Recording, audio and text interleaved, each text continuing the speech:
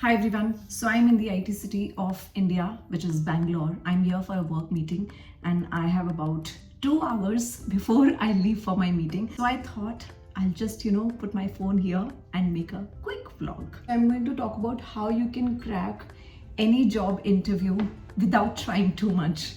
First and foremost, it is very important that the job you're applying for is relevant and you have read the KRA and duties and responsibilities and what is the interviewer asking, what is the company asking for in a candidate. Don't just apply randomly. I'll share something very funny. On my LinkedIn, whenever I post a job requirement, so for example, if I'm posting that I need an engineer in California, people sitting here in India will also apply for that job, and of course we have to reject those applications because it's not relevant. So what I'm trying to say is that don't waste your energy in applying for jobs that are not relevant. Number two, make sure your CV looks good here. I mean, so many people don't really update their CV, or they write too much in their resume. One of my friends who is working in Bangalore, I was literally astounded. And I was shocked to see that his resume is of 3 pages. My goodness, I don't know, no matter how talented you are, your resume should not be of 3 or 4 pages. And your resume should not look like you've written a thesis. It should just highlight your experience and achievements in a very subtle way. So, long story short, keep your CV or resume precise and relevant. Don't lie, don't brag. Number 3, if at all you are messaging the HR person or the hiring person on LinkedIn, please address them by name. You know how people message me on LinkedIn? Hello, I need a job. Arey yaar, I don't even know you. At least address me by my name. I'm not going to hire you if you have not even taken the pain to look up my LinkedIn profile and see my name. So these are very basic things, but these things really matter a lot. I do not respond to messages wherein people write, hello, I applied for this position. Hello, I didn't hear back from you.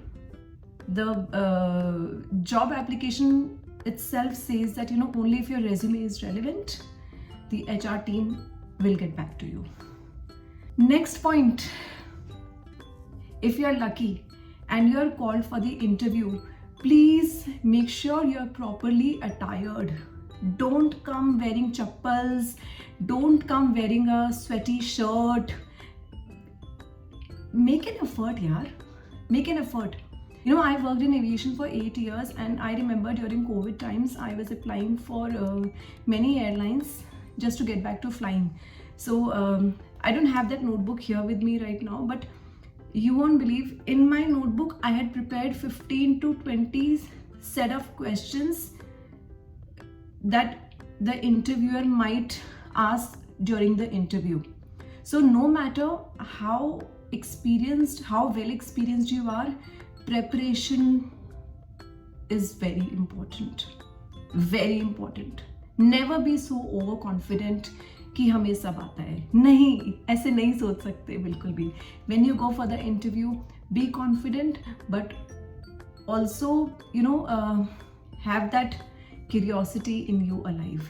So I'm trying to make 2 points here. Go well prepared and go well dressed, please. Very important. Next point, when you reach the interview location, I know you might get jitters, you might feel nervous, you might feel anxious about how the interview is gonna go, but don't forget the people around you. Address everyone, not address everyone, but greet everyone. Keep a smile on your face. People are more likely to remember people who have a pleasant face or who have an angry face for all the wrong reasons. So make sure that you look at least pleasant and you look alive, you look aware, and you don't look lost. And while I'm talking about the interviews, I feel it's very difficult to make a vlog while I'm doing my makeup. So I don't do too much makeup. I think all girls say that, but I swear I don't. Actually, I know I worked in aviation for 8 years, but I am very bad at doing makeup. I just have these handful of products here, like just these very basic things, and I don't know what to do with them. So whatever makes sense to me, I just put it on my face. So I've been to a lot of IT meetings, not only in India, but mostly in UK, US and Europe. And I feel that people have been so welcoming, people have been so kind. And especially when I tell them that I don't come from an IT background, they are more welcoming, they are more accommodating. So humbleness goes a very long way, and this is the next point that I'm trying to make, that while you're giving the interview, stay humble, stay grounded. People think that the more they talk about themselves, the more they brag about themselves, more likely they are to get hired or get noticed, but no. I think if you stay subtle in your approach, that works for most organizations, good organizations. I remember I interviewed this guy just a few days ago, and I asked him that, why you want to join our organization, and he said that my father already has his own business and one day I'm gonna join that business, but right now I'm not experienced and just want to make some money and all that. I don't know what nonsense he gave me. He was not humble at all. He was just blabbering a lot of nonsense. So obviously I didn't select him. It was funny to interview him, but obviously I didn't select him because humbleness is something that I look for in candidates, and if I feel humbleness is missing, it's a no from me. So now that you're done with the interview and you've been asked to go home and asked to wait to hear from the HR, follow up, but don't follow up to an extent wherein the HR team gets irritated. End of the day, HR also needs to find a solution to that position which is vacant. I see sometimes candidates write very nasty emails and messages. In fact, so many people cry on LinkedIn that they don't hear from the HR. To be honest, one day, I'll show you the kind of messages candidates send. They're so disrespectful.